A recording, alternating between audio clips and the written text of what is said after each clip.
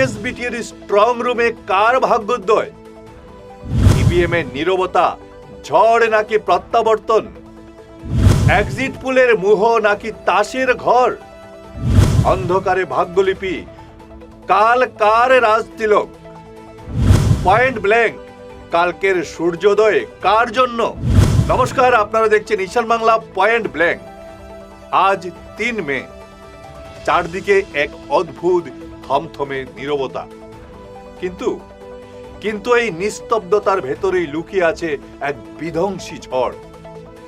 আজ সেই রাত যখন রাজনীতির কারবারিদের কপালে চিন্তার রেখা স্পষ্ট।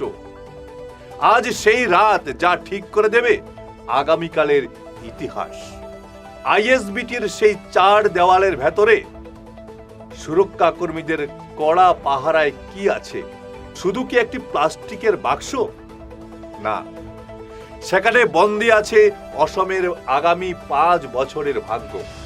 সেখানে ঘুমিয়ে আছে কয়েকশো প্রার্থীর স্বপ্ন আর উচ্চাকাঙ্ক্ষা।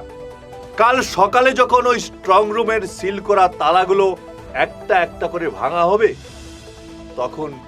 তখন কার বুক কাঁপবে?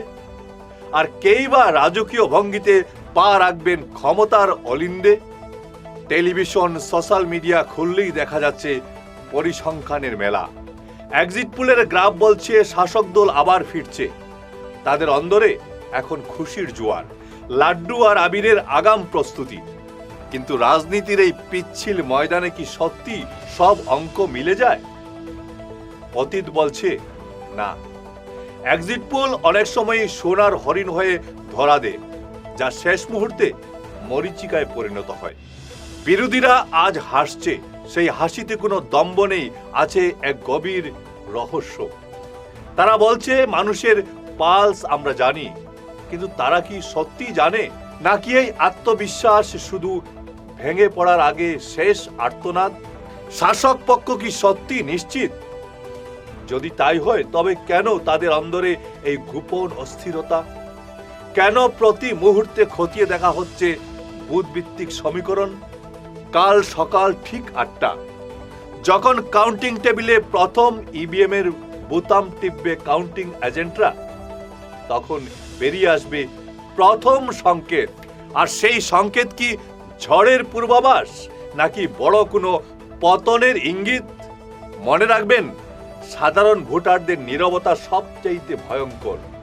সেই ভোটার যে হয়তো হাসি মুখে প্রচার মিছিলে যোগ দিয়েছিলেন, কিন্তু ইভিএম এর বোতাম টেপার সময় মনে রেখেছেন বিগত দিনের প্রতিটি না পাওয়ার হিসেব। সেই নীরব ভোট যখন কথা বলবে, তখন অনেক বড় বড় মাথা হেট হয়ে যেতে পারে, অনেক সাজানো বাগান শুকিয়ে যেতে পারে মুহূর্তের ভুলে। কালকের দিনটি শুধু কোনো দলের জয় পরাজয়ের দিন নয়, কালকের দিনটি হলো আগামীর দিন বদলের সাক্ষী। শাসক শিবিরের সেই অন্ধবিশ্বাস নাকি বিরোধীদের সেই নীরব হুঙ্কার? শেষ পর্যন্ত কার পাল্লা ভারী হবে? কাল সকালে যখন রোদ উঠবে, তখন সেই রোদ কি সবার জন্য সমান তেজ নিয়ে আসবে, নাকি কারো রাজনৈতিক জীবনে নেমে আসবে দীর্ঘস্থায়ী ছায়া? প্রশ্ন অনেক, কিন্তু উত্তর মাত্র একটা, ইভিএম। আর সেই উত্তরের পর্দা ফাঁস হবে ঠিক কাল সকালে। এই রোমহর্ষক নাটকের শেষ অঙ্ক দেখতে আপনারা কি তৈরি? ক্ষমতার এই পাশা খেলায় শেষ চাল কে দিল তা জানতে চোখ রাখুন আমাদের পর্দায়। কারণ আগামীকাল শুধু খবর নয়, আগামীকাল লেখা হবে এক নতুন মহাকাব্য।